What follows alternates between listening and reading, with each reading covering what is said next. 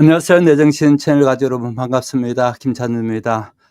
오늘 또 여전히 여름은 그렇게 쉽게 잘 안 떠나는 것 같네요. 여러분 또 더운 날씨에 고생 많으셨죠? 그럼에도 불구하고 배고 자기 딱 좋은 이 정도의 두께 책을 시작했습니다. 그것도 겁 없이 그렇게 시작해서 이제 오늘 11장 들어가게 되었습니다. 가면 갈수록 이야기는 훨씬 더 흥미진진해지고요. 아주 독특한 그런 면을 볼 수 있을 겁니다. 그래서 오늘부터 이제 훨씬 더 또 독특한 면을 또 들어가게 되는데, 오늘 제목을 보시면 운명을 건 첫 닷이라 했습니다. 한마디로 운명을 건 겁니다. 이스마엘은 첫 번째 포경선을 타고 가긴 하지만은 사실은 운명을 거는 거였습니다. 모비딕 하고 항해의 서막이라 했는데, 왜 서막이라는 거 하면요, 오늘은 배를 타기는 타는데 고전에 일어나는 일들이 있습니다. 그러니까 11장, 12장 이렇게 보고 갈 텐데요. 한 장 한 장 제가 다 읽지는 않겠습니다만은 중요한 부분들을 걸쳐내 가지고 한 번 더 확인하고 그렇게 가는 방식으로 할 테니까요. 꼭 이 책을 안 갖고 계시더라도 이렇게 들으시면서 쭉 따라오시면 되게, 먼저 이거를 바로 하기에 앞서서 제가 준비해 놓은 영상물을 먼저 보도록 하겠습니다. 내정신 채널 가족 여러분 반갑습니다. 오늘은 허만 멜빌의 모비딕, 그중에서도 11장에서 13장까지를 좀 깊이 들여다볼까 합니다. 네, 안녕하세요. 이슈미어라고 퀵회그, 이 두 인물이 어떻게 처음 만나서 음, 관계를 맺기 시작하는지, 특히 좀 독특한 배경의 퀵회그라는 인물에 집중해 보려고 해요. 맞아요. 그 여관에서의 첫 만남이 아주 강렬하죠. 네. 그 어색한, 어떻게 보면 좀 불편할 수 있는 동침에서 시작해서 특별한 유대감으로 이어지는 과정 한번 파헤쳐 보죠. 먼저 11장 잠옷 이야기인데요. 이슈미얼이 처음에는 막연히 '식인종 아닐까?' 뭐 이렇게 생각했던 포경선원 퀵회그랑 어쩔 수 없이 한 침대를 쓰게 되잖아요. 네, 그 상황 자체가 되게 어색하고 긴장감이 있죠. 그쵸. 근데 그 불편함이 곧 사라지고 뭔가 뜻밖의 따뜻함, 그런 거 느끼게 되는 것 같아요. 바로 그 지점인데요. 이 슈멸이 혼자 편안하게 자는 것보다 이 낯선 타인이랑 같이 자는 그 소박한 온기가 어쩌면 더 같이 있을 수 있다고 생각하게 되거든요. 아, 더욱 아늑하게 느꼈다는 그 표현이 기억나네요. 네, 맞아요. 이게 단순히 불편함 해소가 아니라 퀵회그가 이교도고 자기는 기독교인이고 이런 배경을 넘어서는 어떤 보편적인 인간애 같은 걸 발견하는 순간이죠. 그러고 보니 아침에 본 퀵회그의 모습들, 뭐 온몸에 새겨진 기하학적인 문신이라던가 요조라는 작은 우상에 기도하는 모습 같은 것들이 단순히 이상한 게 아니라 그냥 다른 것으로 받아들여지는 것 같아요. 그렇죠. 그 교감을 통해서 퀵회그라는 인물을 좀 더 열린 시각으로 보게 되는 거죠. 그리고 바로 12장 간추린 생애로 이어지면서 퀵회그의 배경이 확 드러나잖아요. 와, 저도 이거 보고 좀 놀랐어요. 네. 지도에도 없는 섬, 코코보코의 왕자였다는 거. 네. 근데 기독교 세계, 소위 문명 세계를 배우고 싶어서 고향을 떠나는데 오히려 실망을 한다. 이 부분이 되게 흥미로워요. 맞아요. 피케그가 보기에 이 문명인이라는 사람들이 뭐랄까? 그다지 배울 게 많지 않았던 거죠. 오히려 위선이나 불합리한 면들을 본 거고요. 그래서 그냥 자기 방식대로 살기로 마음먹는 거잖아요. 음. 자기만의 길을 가기로요. 네, 그의 어떤 타고난 고귀함, 세상을 보는 코밈없는 시선 같은 게 오히려 문명사회의 가치와 대비되면서 더 돋보이죠. 그러네요.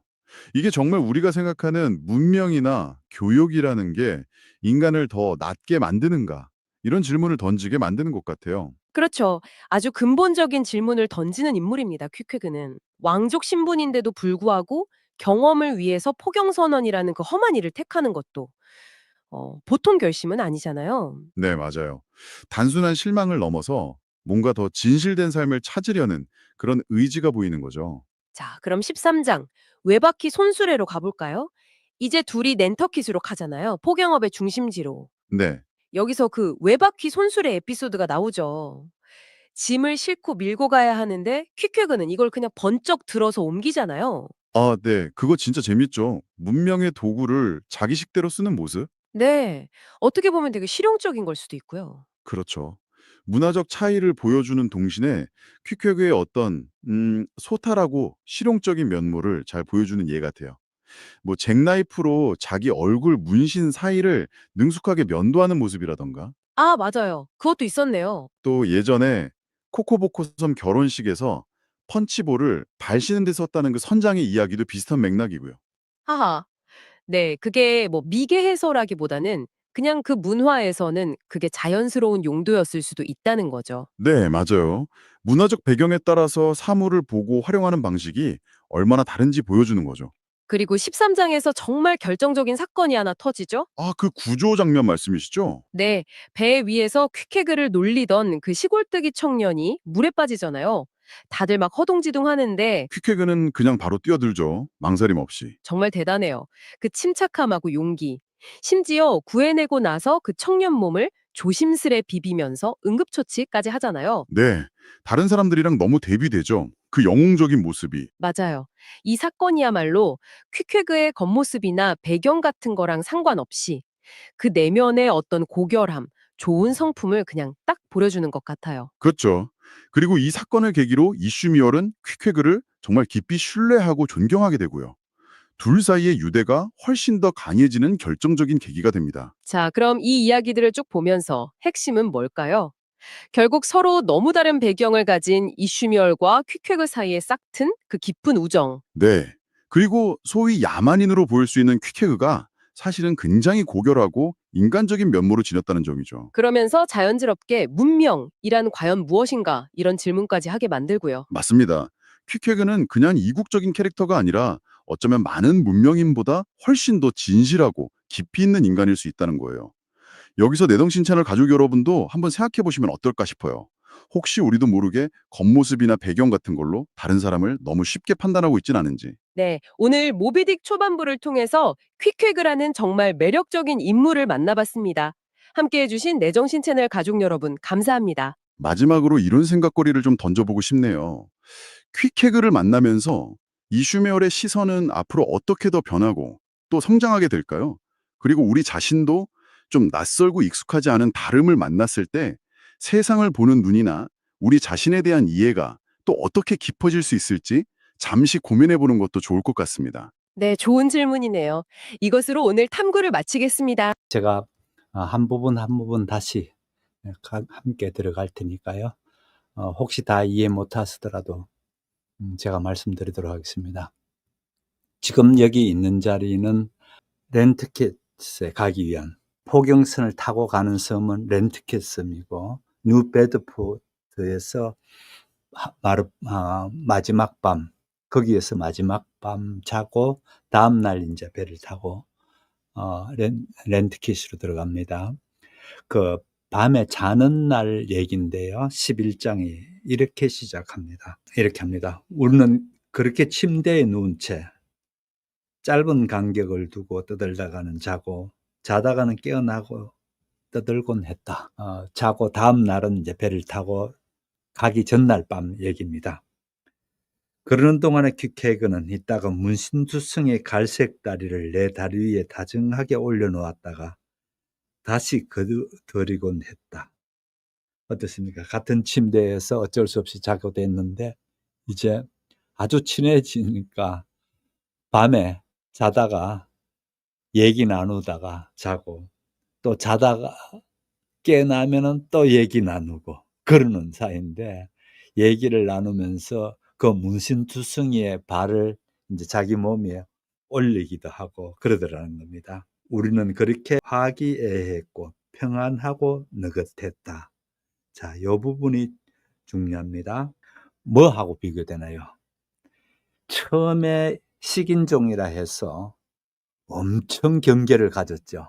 굉장히 또 무서워하기도 하고 이런 일이 있었는데 급격하게 가까워지고 있는 얘기를 하고 있는데 지금 가까워지는 것도 어디서 가까워지냐? 침대에서 가까워지고 있거든요. 그래서 같은 침대 또는 같은 방에서 같이 잠자리를 했다라는 건 참 의미가 있습니다. 남자, 여자만 꼭 의미가 있는 게 아니고 물론 남자, 여자도 같은 침대에서 잤다는 건 어마어마한 의미가 있겠죠. 남자도 마찬가지입니다. 그래서 화기애애했고 편안했고 느긋했다. 만일 같이 자는데 옆 친구를 못 믿어. 잠이 올까요? 잠이 안 옵니다. 불안해서. 그게 인간이거든요. 다시 말해서 잠잘 때는 어떻게 되나요? 아무리 장수일지라도 자기 무기를 다 내려놓고 자는 자리가 잠입니다. 그러니까 너하고 나하고 방패도 없고 공격하는 것도 없고 같이 잔다는 행위가 이렇게 중요한 거죠. 무방비 상태에 누웠잖아요.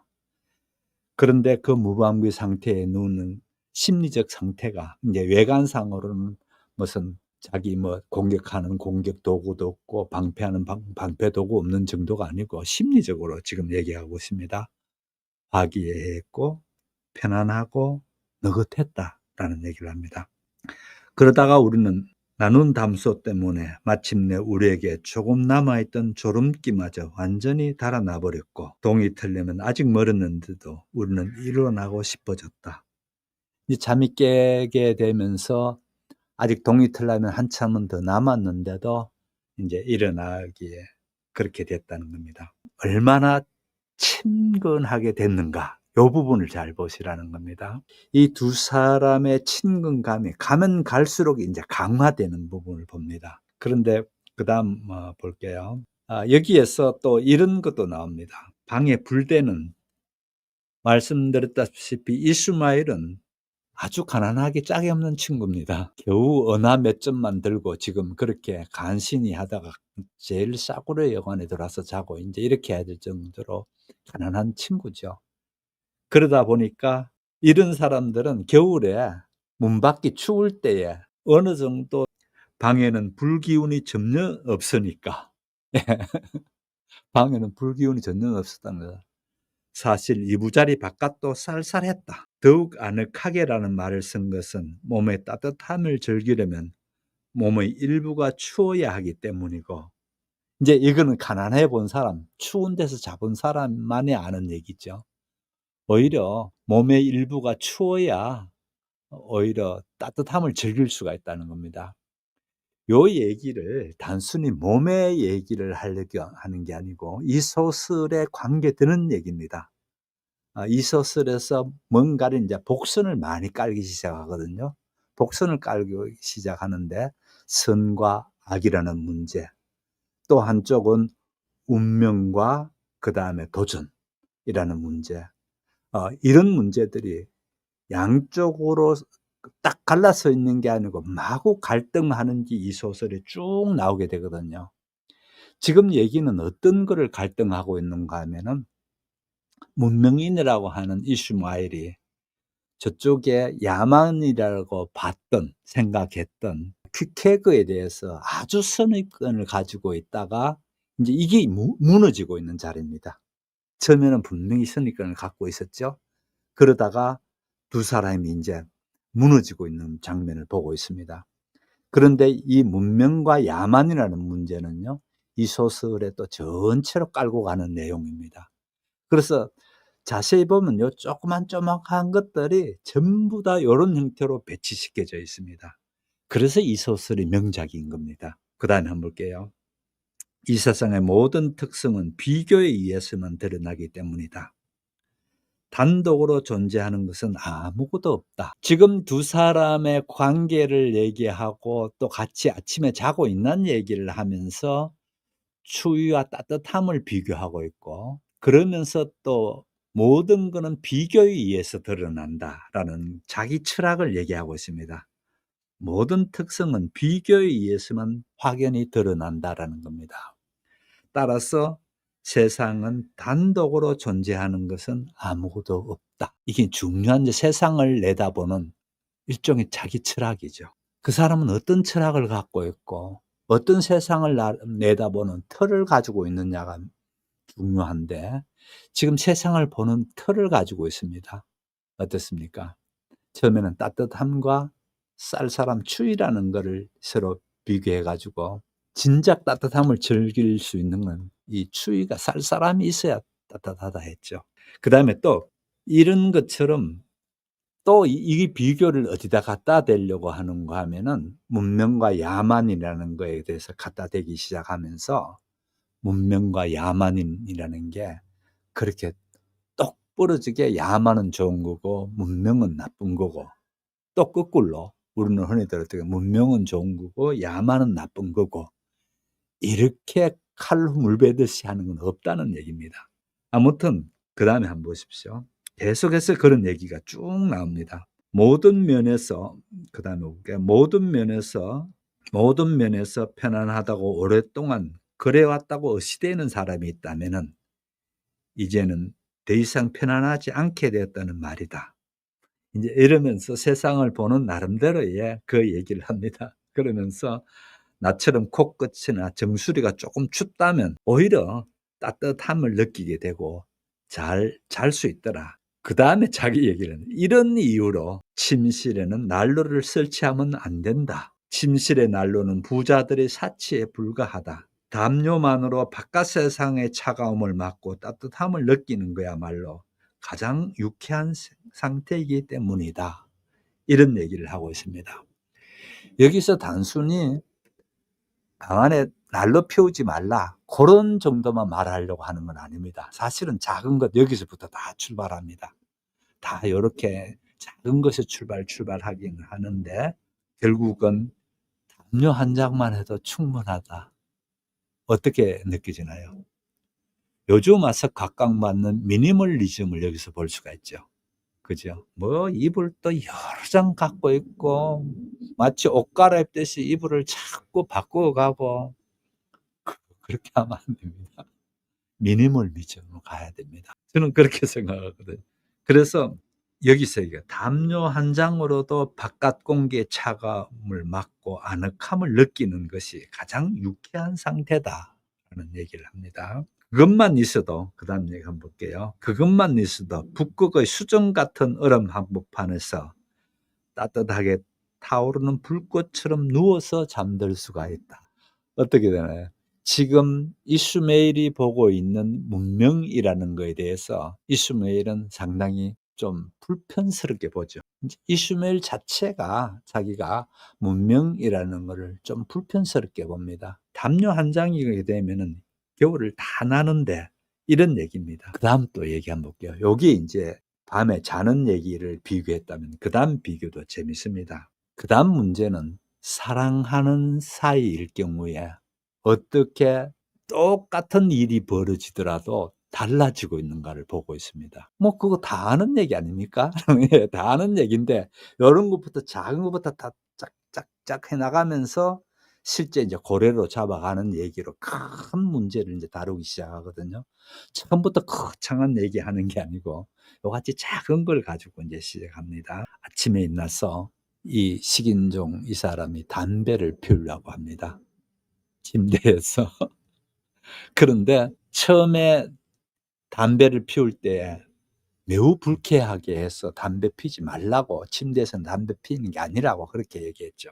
그런데 간밤에 그렇게 둘이 가까워지게 되니까 이제 담배를 피우는데 그 담배 피우는 것이 마음에 들었다, 그 얘기합니다.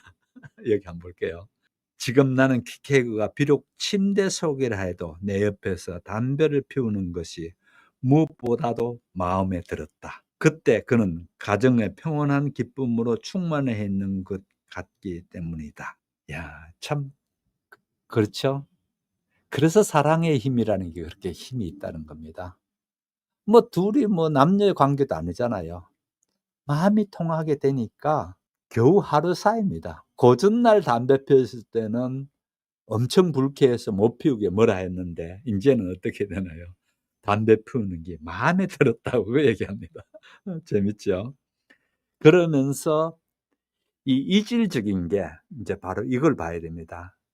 문명인의 백인이라는 이슈메일과 그다음에 야만인이라고 하는 퀵케그가 이제 하나로 뭉쳐지는 것, 하나로 합해지는 경우를 인제 보셔야 됩니다. 그런데 인제 여기에서 퀵케그는 어떤 사람인가를 단면을 보여줄 수 있는 퀵케그에 대한 얘기가 나옵니다. 그다음에 간추린생애, 누구의 간추린생애? 퀵케그의 간추린생애입니다. 퀵케그는요, 기독교 세계를 더 많이 알아보고 싶다는 강한 열망 때문에 아버지는 대추장이고, 즉 추장이라는 그쪽은 왕이죠.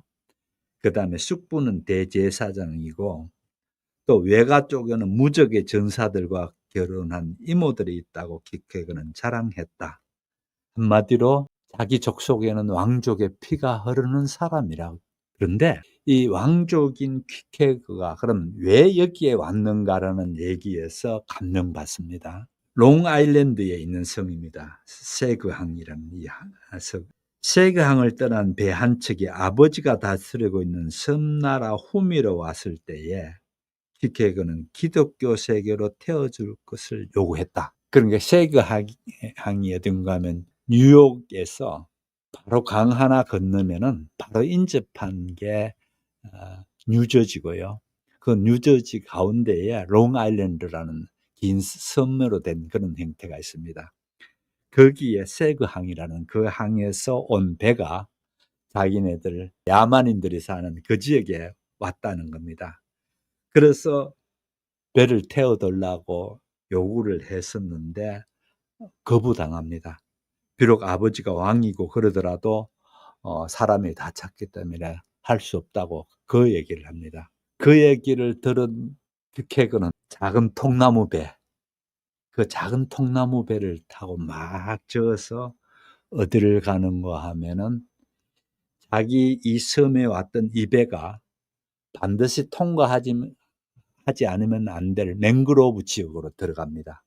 맹그로브가 뭔가 하면은요, 바닷물이 밀려오게 되면 바닷속에 나무가 이렇게 갇혀집니다. 잠겨져 있습니다. 그러다가 물이 빠지게 되면은 또 땅으로 올라오게 되는, 이렇게 더러는 이 나무가 물속에 잠기기도 하고 더러는 무태 있는 형태로 되는 나무 숲을 맹그로브 숲이라 하거든요. 이 맹그로브 숲 쪽으로 가서 그 길을 가서 숨어 있습니다. 숨어 있다가 이제 이 사람들이 그 섬을 출발해서 나올 때에 잽싸게 자기가 그 막 배를 저어갑니다. 그래서 요 부분 한번 보십시오. 요 부분도 재밌습니다. 배가 옆을 지날 때에 번개같이 돌진하여 배전을 잡고 한 발로 걷어차서 통나무 배를 뒤집어 앉혔다는 거죠. 자기가 타고 온 거를 가라앉혀 버립니다. 그러면서 그 배에 그걸 기어 올라갑니다. 쇠사슬을 잡고요. 쇠사슬을 잡고 기어 올라 갑판 위에 뛰어내렸다. 갑판에 박혀있는 고리를 움켜쥐고는 설사 몸뚱이가 갈기갈기 찢어진다 해도 그 고리를 놓지 않겠다고 소리 질렀다. 참 대단하죠. 그 못 가게 하니까 이제 갑판에 거기에 대자로 들어 누운 겁니다. 그 고리를 붙잡고 내 몸이 갈기갈기 찢어져도 나 안 되겠다. 그럽니다. 선장이 그를 바다로 던져버리겠다고 위협을 해도 그의 드러난 팔목위에 단검을 매달아도 소용없었다. 선장이 이제 단검을 가져와서 팔을 자를 듯이 이제 찌를 듯이 이제 그렇게 합니다. 그래도 소용없다는 겁니다. 왠가 하면은 퀵케그는 왕의 아들이었다. 그는 꿈쩍도 하지 않았다. 그다음 용어를 한번 쓰죠. 저는 이 부분이 참 감동적이었어요. 무슨 얘기인가 하면은 필사적인 배짱과, 왜 이 배짱을 가졌는가 하면은 기독교 세계에 가고 싶다는 열망입니다. 이 열망은 그러면 왜 가졌는가 하면은요, 자기가 이제 다음번 왕이 될 텐데 자기가 왕이 됐을 때 서양 세계처럼 잘 사는 그런 자기 백성들이 됐으면 좋겠다 해서 서양을 배우겠다는 겁니다. 와, 멋진 생각이죠. 정말 멋진 생각, 정말 야만인인데 그 생각이 어떻습니까? 굉장히 훌륭한 그런 야만인이죠. 그런데 그 선장은 그 녀석이 식인종인 걸 알고 선장이 뭐라고 얘기하는가 하면, 너는 이 배에 가는 거는 좋은데 절대 선장실에는 얼쩡대지 말라고 그렇게 합니다. 영감 잡아먹을까 싶어서. 그래서 선장실은 일체 오지 않는 걸로 해서 이제 그 배를 가는데, 그때 그 배를 타고 가면서 이 작사를 던지는 걸 이제 배우게 되는 거죠. 그렇게 해서 작사를 배웠고, 자, 그다음에요. 이 문장을 보십시오. 이 문장을 보면은 역시 지도자 될 만한 자격을 가진 사람들은 다르다라는 걸 이 부분에서 볼 수가 있습니다. 그의 마음 밑바닥에서 자신을 움직이는 것은 동족을 지금보다 훨씬 행복하게, 아니 그보다는 지금보다 훨씬 선량하게 만드는 방법을 기독교도한테 배우고 싶은 열망이었다는 겁니다. 그 다음에 이제 문제가 나옵니다. 그 다음에는 이 소설의 이제 주된 주제가 되는 거죠. 이 소설을 끌고 가는 계속 이런 문제를 끌고 나갑니다. 하지만 안타깝게도 작살잡이로 일하는 동안 곧 기독교들도 비참하고 사악할 수 있다는 것. 이 부분이죠.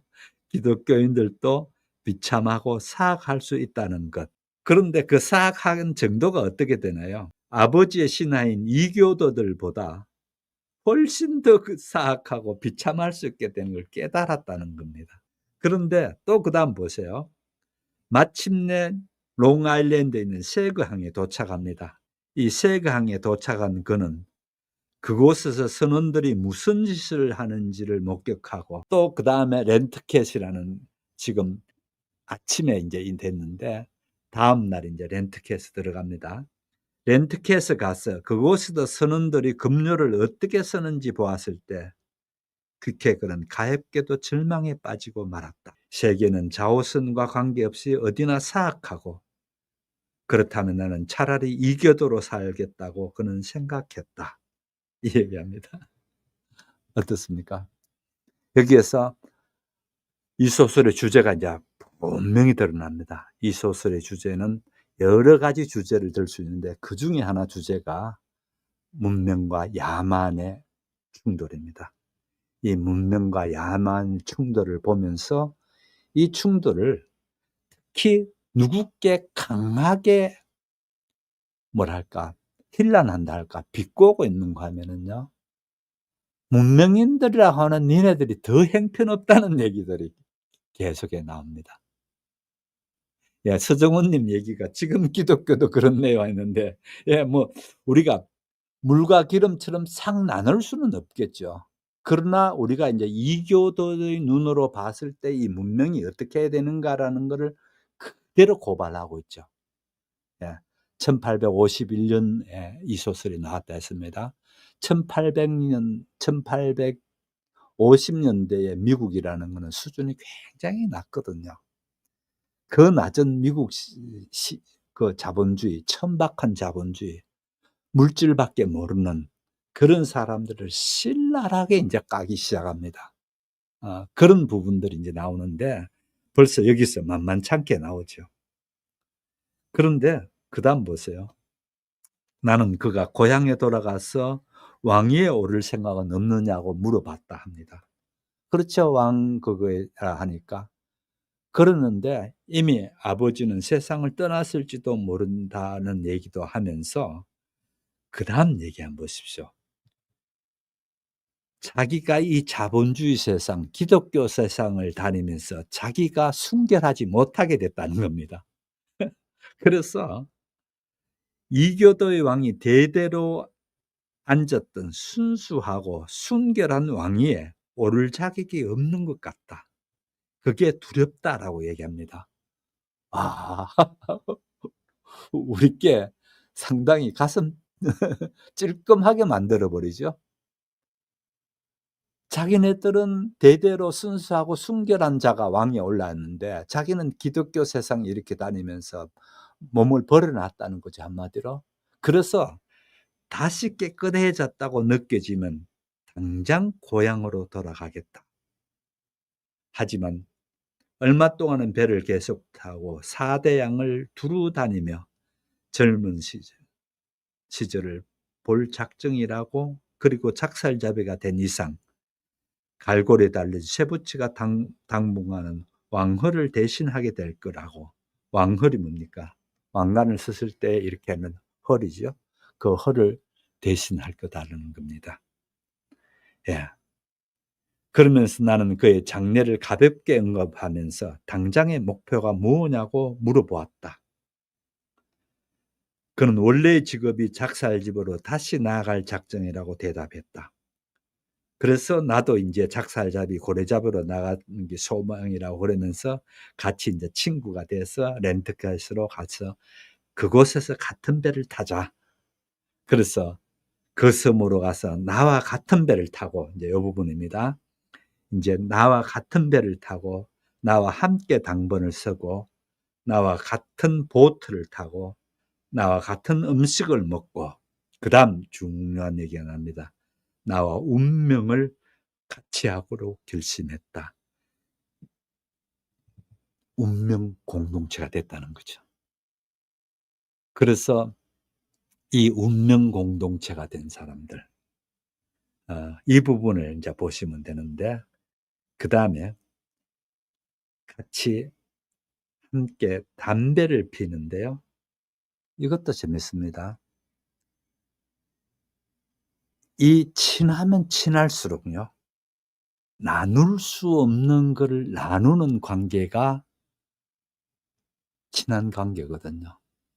예를 들어서 담배는 혼자서 피지, 나눠 피지 않거든요.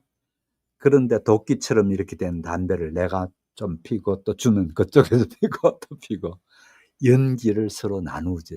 연기는 나눌 수 없었습니다. 그죠? 그러나 나눌 수 없는 걸 나누게 되면 친밀감이 훨씬 더 높아진다는 겁니다. 또 한번 볼게요. 물.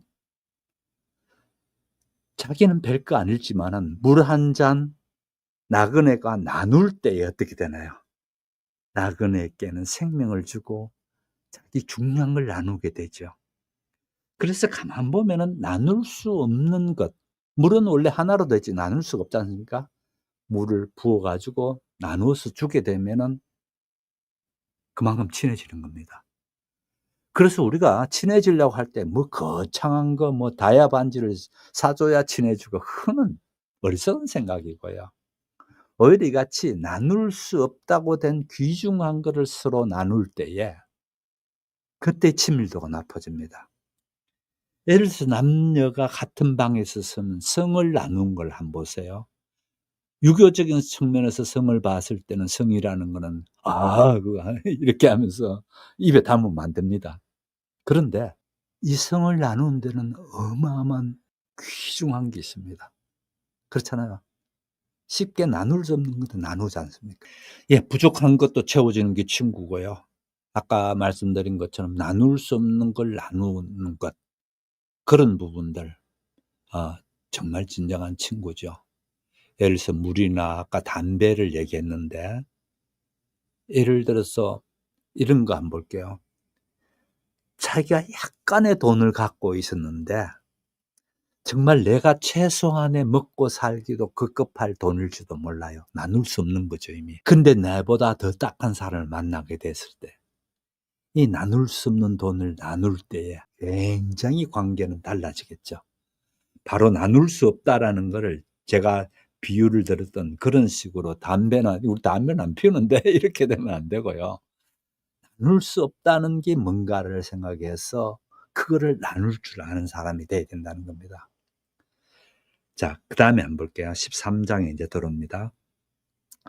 13장에서 이제 중요한 사건들이 벌어집니다. 우선 13장에서 볼 수 있는 거는 퀵케그가 외발 수레지요.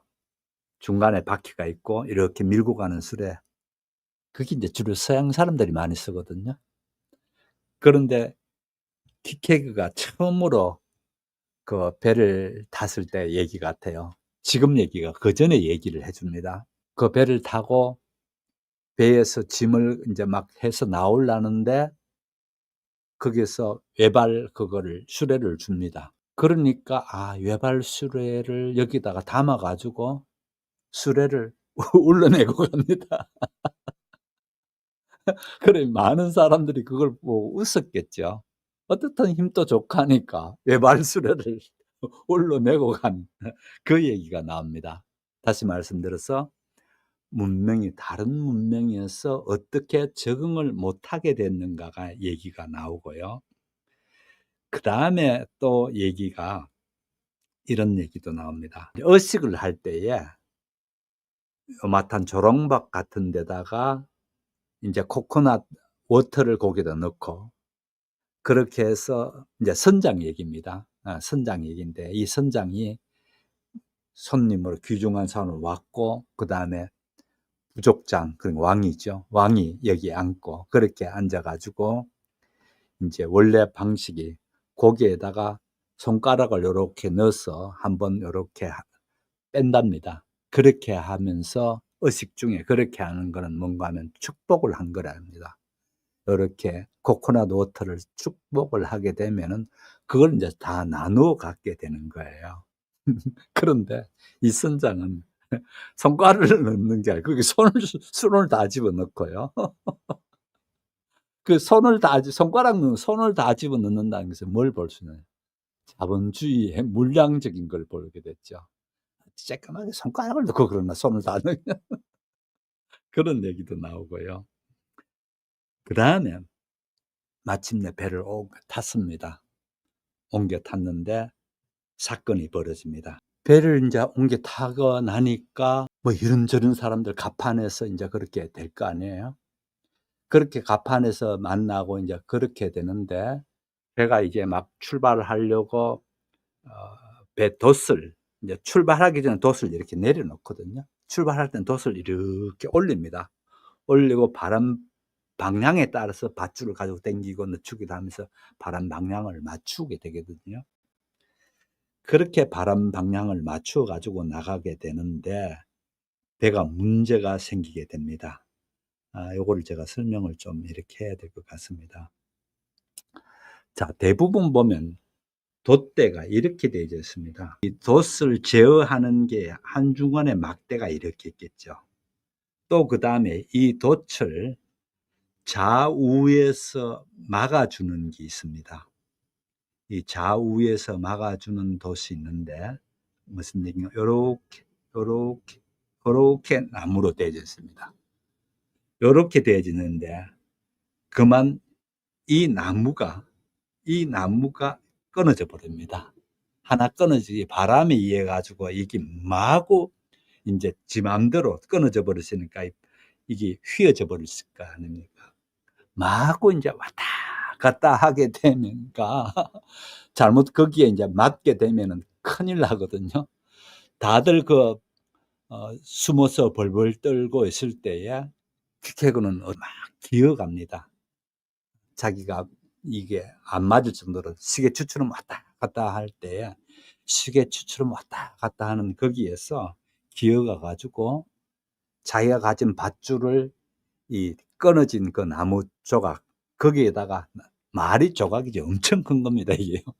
거기를 걸어 가지고 인제 이거를 돛을 제대로 아무도 못하는 거를 제대로 인제 그렇게 해 주는 사건이 하나 있고요. 그다음에 이 자들이 탔을 때 그 배에 탔을 때에 한 촌놈이 촌뜨기라고 했습니다 여기서는요. 한 촌뜨기가 굉장히 비아냥거렸습니다. 키케그에 대해서 왠가하면은 생긴 게 희한하게 생겼다고 인제 그렇게 비아냥거렸죠. 그 비아냥거리는 녀석이 그만 이 배에서 이렇게 인제 지금 바람이 많이 불고 있거든요. 이 출발하는 날이 크리스마스 날입니다. 그것도 또 재밌죠. 크리스마스 날 이 배가 출발한다? 그런 것도 참 재밌게 되어져 있는데 그 의미보다는 일단요. 크리스마스 날 출발은 12월 달 춥지 않습니까? 그렇게 출발하는데 이렇게 출발해서 가던 중에 바람이 많이 불고 하면서 이 녀석이 바다에 빠진 거예요. 아까 부러져 가지고 막 이렇게 됐다는 얘기 했지 않습니까? 바다에 빠져요. 바다에 빠지게 되니까 인제 돛은 그렇게 고쳤는데 그다음에 문제는 돛은 그렇게 인제 해결되는데 그다음 문제는요. 그 돛 문제를 해결하자마자 바로 그 배에서 바다로 뛰어듭니다. 개그가요. 그렇게 뛰어들어 가지고 그 보기 좋은 그걸로 수영을 쫙쫙 하면서 나가는 겁니다. 그 나가는 수영해서 나가는 걸 갔는데 어느새 그 친구는 물속으로 기어들어가 버리고 빠져서 들어가 버리고 안 보이는 거예요.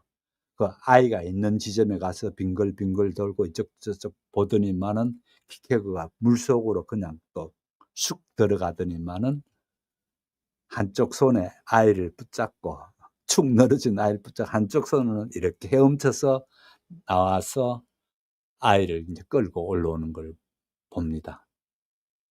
그때에 그걸 보고 이스마엘은 인제 완전히 감동하죠.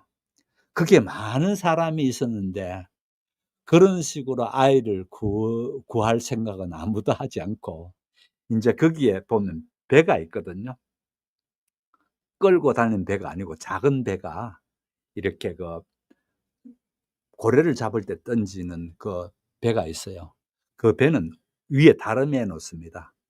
다름해 놓은 배를 밑으로 이렇게 내려 가지고 그렇게 밑으로 내려서 구하려고 했는데 퀵해그는 어떻게 되나요? 바로 물에 뛰어들어가서 헤엄쳐서 그 아이를 구해서 나오죠. 그래서 이 희생적인 지금 이순희님 말씀하신 다른 백인들, 다른 인종들 다 있어도 유일하게 이 야만이라 하는 퀵해그만 가서 이거를 인제 그 구하게 되는 얘기거든요.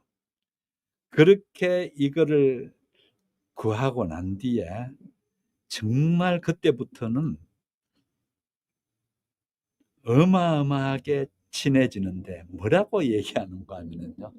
이제부터 그 퀵해그하고 이스마엘이 퀵해그하고 따개비처럼 붙어 다닐 거다 이 얘기합니다. 얼마나 이 일로 활대를 잡아 가지고 그렇게 해 주고 하는 그 일을 보면서 감동을 받았으면 얼마나 감동을 받았으면은 이제 이 식인종 야만인이라고 남들은 그럴지 몰라도 나부터 인제 따개비처럼 붙어 다닐 거다. 인제 그런 얘기를 합니다. 그래서 제가 요 부분을 잠깐 저 혼자만 얘기하면 그러니까 좀 읽어 드릴게요. 인제 들어갔습니다. 차가운 물속에서 건장한 억가를 번갈아 드러내며 3분이 넘도록 헤엄을 치고 있었다. 왜냐하면 12월 달이니까 매우 차갑죠. 바닷물이 차가우니까 아무도 안 들어가려고 할 때에 킥해그는 그렇게 물속을 들어갔습니다. 그 당당하고 훌륭한 사내를 바라보는 내 눈에 정작 구조되어야 될 사내는 보이지 않았다. 그 풋내기 연습, 촌뜨기라 했죠. 이 촌뜨기는 벌써 물에 가라앉은 듯 했다. 이제 퀵해그는 물에서 수직으로 솟구쳐 올라 잠시 주위를 돌아보며 상황을 살피는가 싶더니 다시 물속으로 잠수하여 사라졌다. 몇 분 뒤 다시 물 위로 올랐는데 한 팔은 여전히 힘차게 물을 젓고 있지만 다른 한 팔로는 축 늘어진 사내를 끌어안고 있었다. 보트가 그들을 잡아 올렸다. 이제 보트가 이제 아까 내린다 했죠. 이 보트가 이제 거기 간 겁니다. 가엾은 시골떡에는 이렇게 구조되었다. 모든 사람이 퀵해그를 대단한 친구라고 칭찬했고 선장도 미안하다고 사과했다. 그렇게 왠가하면 좀 무시하는 얘기를 했거든요. 그런 얘기가 있었어요. 미안하다고 이제 그 얘기입니다. 그다음 얘기가 제가 했던 이 얘기입니다. 그때부터 나는 따개비처럼 퀵해그인데 찰싹 달라붙었다. 어떤 느낌이 드나요? 처음에는 이방인이라고 싫어하고 그러다가 이런 그 인간적인 면을 보게 되면서 이제 문명인이라고 생각했던 이스마엘이 이 퀵해그께 따개비처럼 달라붙는 그런 장면을 여러분 보셨습니다. 어떻습니까? 제가 혼자서 이렇게 저렇게 중얼중얼해서 여러분 보실 때는 이제 이런 사건들처럼 배를 타고 가면서 여러 가지 사건들이 일어나게 되어 있습니다. 이 타고 가는 배 이름이 피콜드호입니다. 이 피콜드가 뭔가? 이 얘기를 그 북미에 있었던 한 부족의 이름입니다. 17세기 그러니까 1636년에서 1638년 2년 사이에 피코드 전쟁이라는 전쟁이 벌어졌는데 이 부족들을 전멸시켜 버립니다. 이게 역사에 있었던 일인데 아까도 말씀드렸다시피 아주 원주민이 전멸당한 역사입니다. 그 원주민 이름이 피쿨드입니다. 그 피쿨드 이름을 여기에 피쿨드 호라는 이름을 배 이름을 붙여줍니다. 어떤 생각이 드나요?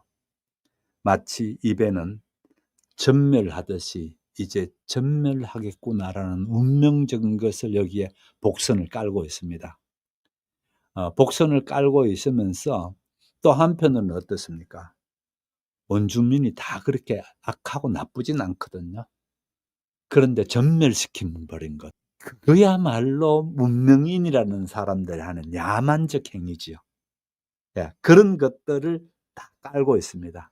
어떻든 지금 타고 나가는 배는 이 피코드는 멸종된 족속들의 이름이고 이것 속에서 결국은 또 작가는 뭘 얘기하려는가 하면 작가는요. 자주자주 이 문명이라는 서양 사회 또는 미국이라는 이 나라에 대해서 정면으로 니네들이야말로 야만인 가운데 야만인이고 니네들만큼이나 비인간적인 들이 있느냐라는 쪽으로 여러 가지가 나옵니다. 여러 가지가 나오는데 예를 들어서 미국의 확장과 번영 결국은 누구 피에 의해서 됐냐는 바로 이 같은 인디언들, 아메리칸 인디언들의 피의 희생으로 그 같은 학살과 억압의 역사가 결국은 미국 역사 아니냐. 비꼰다 할까요? 정면으로 비판한다 할까요? 그런 거고요. 무엇보다도 이제 포경 산업, 이제 인간이 잔인하게 인간의 필요에 의해서 고래를 잡기는 하지만 포경 산업에 대해서 비판적인 생각을 가지고 있습니다. 이게 이제 역시 큰 작품이 다르죠. 당시는 포경 산업이 엄청 배불리 주고 지난번에 보셨죠? 포경 산업 때문에 얼마나 다 배불리 그렇게 합니까? 그리고 전 세계 포경 산업의 3분의 2가 미국이 하고 있고요. 전 세계 3분의 1이 다른 나라들이 하는 겁니다. 그럴 정도로 미국은 포경 산업을 많이 했거든요. 그런 포경 산업에 대해서도 또 비판하는 게 바로 피코드호에 대한 비유죠. 그래서 이 소설이 이제 이런 거를 뭐를 상징하고 뭐를 비유하는가를 알아야 이 소설을 읽을 때에 이런 거에서 그 이름을 붙여줄 때도 이렇게 붙였구나라는 얘기를 알 수 있듯이 요런 거를 딱딱 잘 짚어가게 되면은 읽기가 쉬워진다는 겁니다. 그래서 아무튼 퀵해그는 야만인이지만 다방면으로 능력이 놀라운 폴리메스네요 했는데요. 맞아요. 야만에 살 때에는요. 다방면에 할 줄 알아야 됩니다. 그런데 인류가 산업화되고 문명화되면 될수록 어떻게 되나요? 한쪽만 하게 만들어져 있었죠. 그러다가 인제는 또 세상이 바뀌어졌습니다. 한쪽만 하던 바보들은 이제는 점점 설 자리가 없어지게 되어 있는 세상입니다. 왜 그런가 하면 그 한쪽만 하는 거는 인간이 하는 것보다 훨씬 더 잘할 수 있는 게 누가 잘할 수 있는 거면 AI가 잘할 수 있게 돼 있거든요. 그래서 AI가 잘할 수 있는 거를 그러면 어떻게 되는데? 이렇게 보면 됩니다. 지금 앞으로의 세상이 제가 자주 당하는 문제가 앞으로 어떻게 해야 될 것 같습니까? 어떻게 해야 됩니까? 또 우리 아이들은 어떻게 교육받아야 됩니까? 학교에 가서 교육이 어떻게 보면 아무 필요 없을 수도 있는데요. 인제 이런 얘기를 해요. 그러면 제 대답은 아주 간단합니다. 인간이라는 게 하나 있으면은 또 요쪽 인간은 어떤 인간인가 하면은 인간인데 이 인간은 AI를 쓸 줄 아는 인간입니다. 결국은 세상은 인간이 있고 AI가 AI 플러스 인간, 이 인간과의 대결이라고 저는 그렇게 봅니다. 그래서 앞으로 세상은요. 이 AI가 인간이라는 것, 합해진 것을 이쪽 인간은 절대 못 이기게 되어 있습니다. 이게 인제 역사가 가고 있는 흐름이거든요. 이런 거를 딱 간파해야 됩니다. 그러면 간단하죠. 아까처럼 하나만 세립해 가지고 하나만 잘할 줄 아는 거는 바보 중에 바보가 되거든요. 폭넓게 아는 조금 전에 얘기했던 폴리메스라고 하는 단어 제가 했죠. 이 폴리메스적인 게 필요합니다. 그래서 이제 마치면서 말씀드리겠습니다. 오늘 인제 가면 갈수록 인제 이런 얘기들이 계속 나오겠지만은 금방 봤던 거는 우리를 막 흔들기 시작합니다. 한쪽은 뭡니까? 식인종이라는 야만과 그다음에 한쪽은 문명화된 기독교인이라는 거, 장로교인이라 그랬거든요.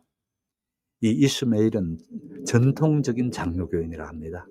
이 장로교인과 이 부딪힘 가운데서 보기 좋게 아이고 창피해라는 일이 벌어지고 있습니다. 일들이 오늘 요걸로 끝나는 게 아니고요. 이 소설 전체를 깔고 가는 주제 중에 하나가 이런 주제죠. 그래서 요런 주제들을 잘 보시고 가시게 되면은 갈수록 뚜렷하게 그렇게 되게 됩니다. 함께해 주신 여러분 대단히 감사합니다. 안녕히 계십시오.